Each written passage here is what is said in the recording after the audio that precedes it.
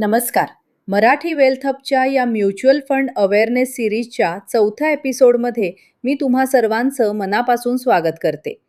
गेल्या एपिसोडमध्ये आपण SIP म्हणजेच सिस्टमॅटिक इन्व्हेस्टमेंट प्लॅनची जादुई ताकद समजून घेतली. महिन्याला थोडे थोडे पैसे गुंतवून आपण करोडपती कसे बनू शकतो हे आपण गणिताच्या आधारे पाहिलं. आता तुमच्या मनात नक्कीच हा विचार आला असेल की ठीक आहे, मला SIP सुरू करायची आहे, पण हे पैसे नक्की कोणत्या फंडात टाकायचे? कारण मार्केटमध्ये तर हजारो म्युच्युअल फंड आहेत. मग माझ्यासाठी योग्य फंड कोणता? मित्रांनो, जेव्हा आपण एखाद्या हॉटेलमध्ये जेवायला जातो, तेव्हा तिथल्या मेन्यू कार्डवर अनेक प्रकारचे पदार्थ असतात. काही पदार्थ खूप तिखट आणि मसालेदार असतात, जे खाताना मजा येते, पण थोडे झणझणीत लागतात. काही पदार्थ अगदी गोड आणि सौम्य असतात, तर काही पदार्थ या दोन्हींचा एकदम परफेक्ट बॅलन्स असतात, जसं की आपली महाराष्ट्रीयन मिसळ. अगदी याच हॉटेलच्या मेन्यू कार्डसारखं म्युच्युअल फंडाचं सुद्धा एक मेन्यू कार्ड असतं.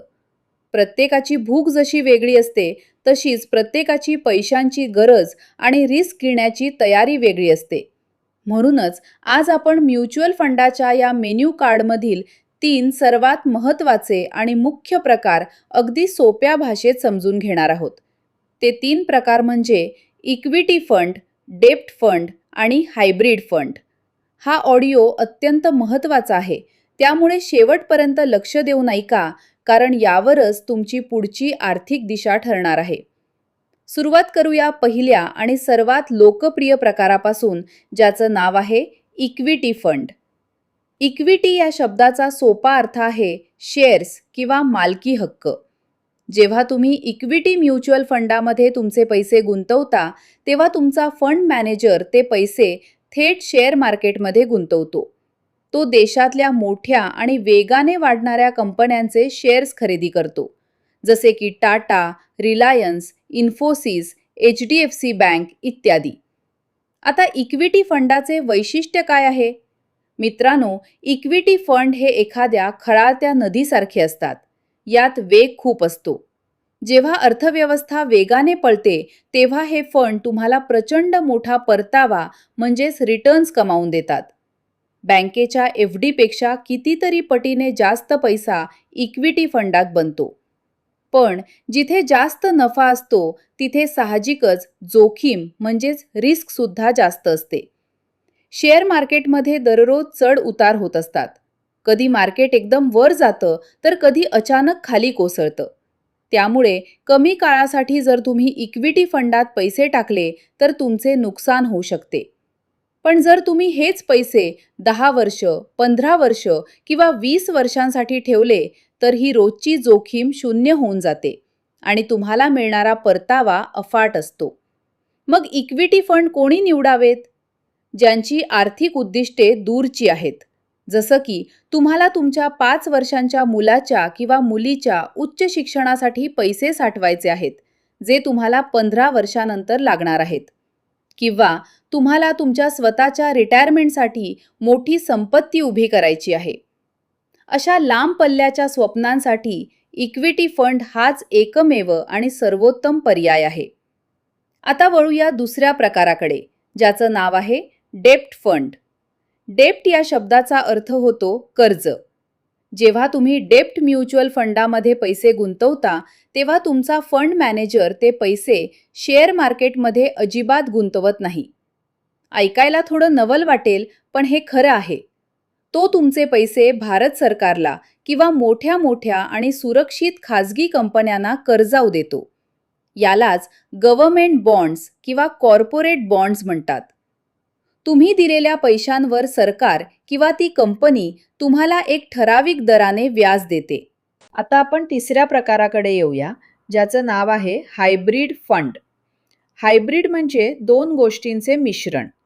मगाशी मी जे मिसळीचं उदाहरण दिलं होतं, ते इथे तंतोतंत लागू होतं. हायब्रिड फंडामध्ये तुमचे पैसे फक्त शेअर मार्केटमध्ये किंवा फक्त बॉन्ड्समध्ये न टाकता या दोन्हीमध्ये विभागून गुंतवले जातात. याचा फायदा काय होतो? गाडी चालवताना जसा आपण ॲक्झिलेटर आणि ब्रेक या दोन्हींचा वापर करतो, तसंच हायब्रिड फंड काम करतात. यातला इक्विटीचा भाग हा ॲक्झिलेटरचं काम करतो, जो तुमचे पैसे वेगाने वाढवतो. आणि डेप्थचा भाग हा ब्रेकचं काम करतो, जो जेव्हा शेअर मार्केट अचानक खाली पडतं, तेव्हा तुमच्या पोर्टफोलिओला खूप मोठे नुकसान होण्यापासून वाचवतो. यामुळे हायब्रिड फंडात जोखीमही मध्यम असते आणि मिळणारा परतावाही मध्यम असतो. मग हायब्रिड फंड कोणी निवडावेत? जे लोक शेअर मार्केटमध्ये नवीन आहेत, ज्यांना खूप जास्त रिस्क घ्यायची खूप भीती वाटते, पण बँकेच्या एफ-डीपेक्षा जास्त नफाही कमवायचा आहे, ज्यांच्यासाठी हायब्रिड फंड हा एक उत्तम मधला मार्ग आहे. तसेच 3 ते 5 वर्षांच्या मध्यम कालावधीतील उद्दिष्टांसाठी हे फंड खूप चांगले मानले जातात. थोडक्यात सांगायचं तर हे तीनही फंड म्हणजे प्रवासाच्या वेगवेगळ्या गाड्या आहेत.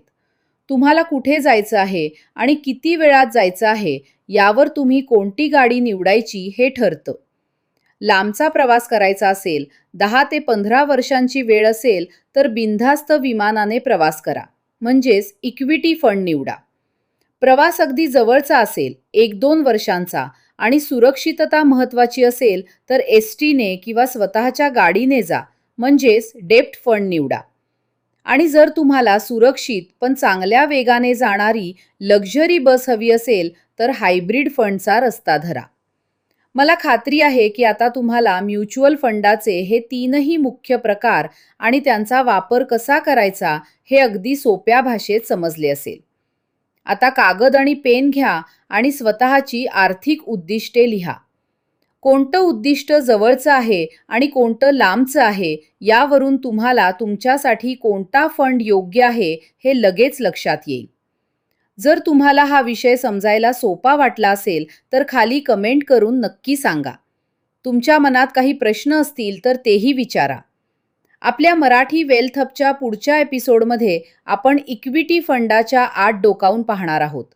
लार्ज कॅप, मिड कॅप आणि स्मॉल कॅप फंड्स म्हणजे नक्की काय असतात आणि आपला पैसा यापैकी कुठे टाकावा हा अतिशय रंजक आणि फायदेशीर विषय आपण पुढच्या भागात उलगडणार आहोत. तोपर्यंत चॅनलला सबस्क्राईब नक्की करा. हा ऑडिओ तुमच्या मित्रपरिवाराला फॉरवर्ड करा आणि आपल्या मराठी माणसाला आर्थिकदृष्ट्या साक्षर करण्याच्या या मोहिमेत सहभागी व्हा. गुंतवणूक करत रहा आणि स्वतःचे भविष्य सुरक्षित करा. धन्यवाद.